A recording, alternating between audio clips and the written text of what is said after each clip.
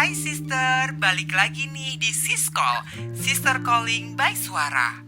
Di sini kamu bisa berbagi kisahmu pada teman-teman transpuan lainnya. Ini adalah ruang amanmu untuk bercerita. Beberapa hari yang lalu, Tisha dapat DM nih dari seorang teman transpuan kita berinisial M. Dia cerita kalau dia merasa depresi banget dan ngerasa dirinya gak berharga. Dan saat ini M itu mau berbagi sama kita semua tentang perasaan yang pernah dilalui olehnya dan bagaimana dia melalui itu semua. Sekarang kita coba telepon dia ya.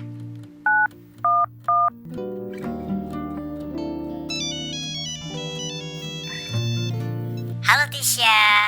Halo sister, bagaimana perasaan kamu? Baik Tisha, kalau sekarang sih udah jauh lebih baik banget. Beberapa waktu yang lalu, kan kamu sempet DM nih dan cerita sama Tisha soal apa yang kamu rasain. Rasa depresi, bahkan ngerasa kalau kamu itu gak berharga. Nah, kalau memang kamu sudah siap, boleh gak kamu berbagi sama teman-teman transpuan lainnya supaya mungkin yang sekarang sedang merasakan hal yang sama seperti yang pernah kamu lalui dulu bisa membantu untuk menguatkan mereka juga. Ya Tisha, jujur aku sih bingung ya harus mulai dari mana. Karena kenapa waktu itu aku bisa ngerasa sedesperate itu dan gak berharga? Ya karena aku belum self love sih. Jadi aku pernah punya relasi sama seorang laki-laki yang selalu bilang sayang banget sama aku. Dan dia katanya menerima aku apa adanya gitu. Dan dia tuh kayak gak peduli lah melihat aku seorang transpuan gitu. Tapi ya ternyata dia cuma manfaatin keadaan aku aja dan juga perasaan aku. Maksudnya, memanfaatkan keadaan dan perasaan kamu tuh bagaimana sister? Ya jadi saat itu aku ngerasa bodoh dan tolol banget sih bisa percaya aja sama semua hal manis yang dia bilang. Dan aku mulai dimanipulasi kayak cuma dia aja satu-satunya orang yang paling ngerti dan bisa nerima aku sebagai transpuan. Tapi ya ternyata dia cuma manfaatin aku doang. Mulai dari materi, waktu, banyak deh. Yang intinya aku sadar ternyata dia cuma mau uang sama badan aku doang. Kalau boleh tahu, berapa lama kamu berelasi sama dia? Sampai kamu itu sadar kalau kamu cuma dimanipulasi doang sama dia. Kenal sih sebenarnya belum lama ya, mungkin kayak sekitar 3 minggu gitu. Dan setelah 3 minggu itu dia bilang kalau dia beneran sayang dan cinta sama aku. Dan dia gak peduli dengan identitas aku yang seorang transpuan. Di situ aku jujur ngerasa seneng banget sih, sampai rasanya tuh kayak punya sayap buat terbang ke langit ke-7, 8, 9, whatever itu. Ya gimana sih rasanya orang kecintaan? Ya awalnya sih dia baik banget ya Tisha, jujur dia care banget. Perhatiannya tuh gak tahan deh. Dia beliin aku makanan, nganterin aku kemana aja kalau aku mau pergi. Dan bahkan dia gak malu loh buat gandeng tangan aku yang berurat ini, yang seorang transpuan di depan orang-orang banyak. Jadi aku kayak ngerasa dia tuh kayak bener-bener cinta banget sih sama aku. Oh ya.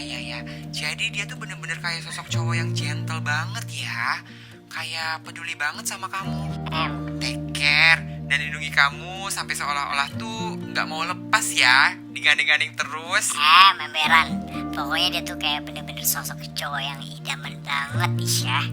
Nah terus setelah sekitar sebulan pacaran itu dia mulai kayak kelihatan aneh.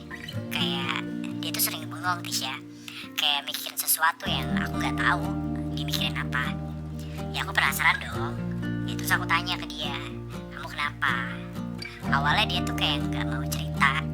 Tapi setelah aku kayak paksa, ya akhirnya dia cerita dan ngasih tahu kalau dia tuh lagi pusing banget karena butuh duit buat usahanya yang katanya lagi gak stabil. Dan dia perlu duit buat bayar semua utang-utangnya.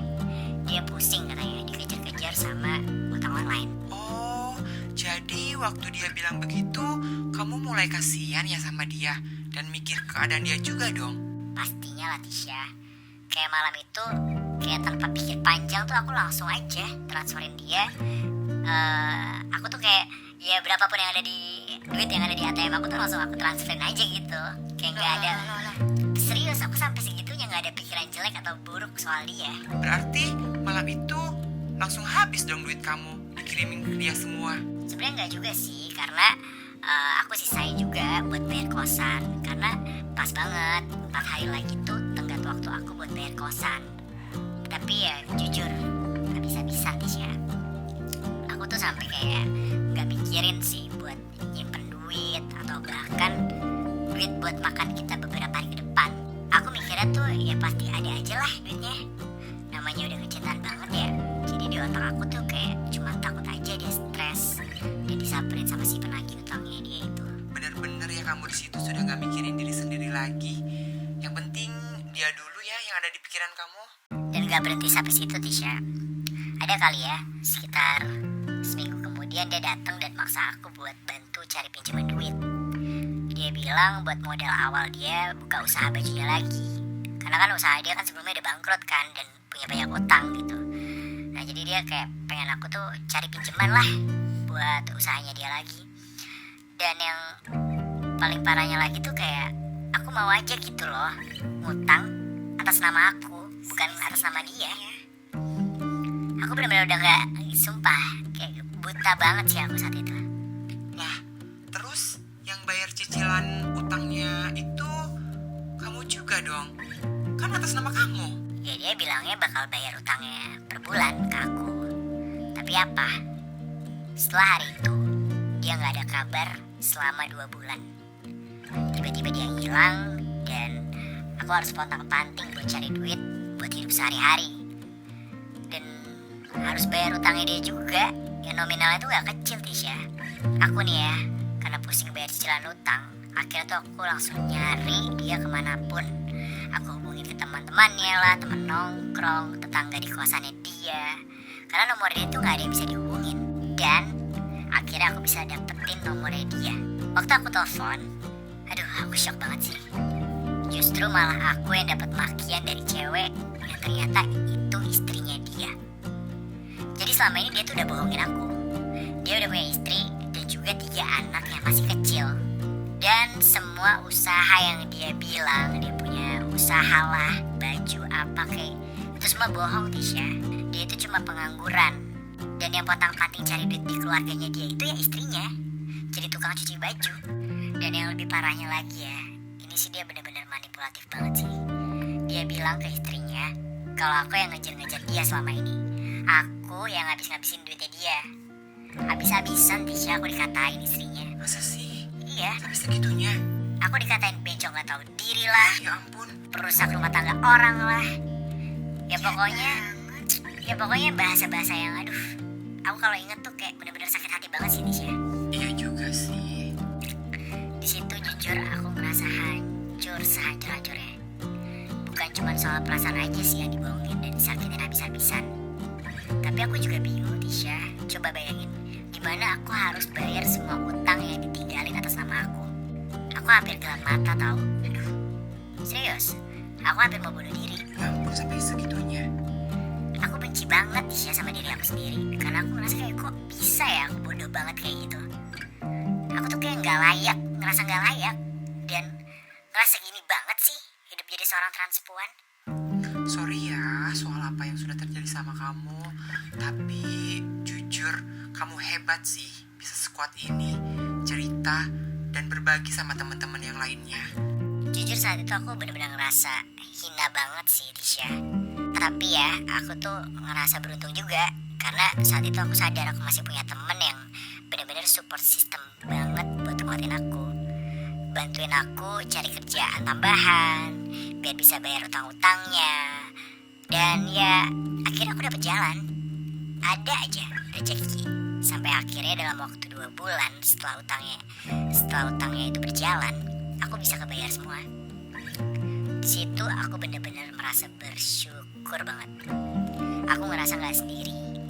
Dan Tisha, boleh gak sih aku nyampein sesuatu buat sahabat aku itu di sini? Oh boleh banget dong. Silahkan kamu mau ngomong apa? Thank you ya, udah jadi support system yang gak menghakimi apapun yang terjadi sama aku saat itu. Dan aku malah diingatin buat maafin dan juga berdamai sama diri aku sendiri. Sampai pada akhirnya aku benar-benar sadar, ya seharusnya aku lebih mikirin diri sendiri dan juga mencintai diri aku sendiri. Dan gak ada yang salah dengan diri aku yang seorang transpuan ini. Aku sadar sebagai transpuan, aku berhak untuk bahagia tanpa harus mengorbankan kebahagiaan aku sendiri. Dan aku harap semua sister-sister lainnya yang dengar ceritaku ini di luar sana yang mungkin pernah atau sedang mengalami hal yang sama juga seperti yang pernah aku alamin, bisa kuat dan mulai mencintai diri kalian masing-masing. Ingat, kita itu berharga. Kita sama kayak manusia lainnya.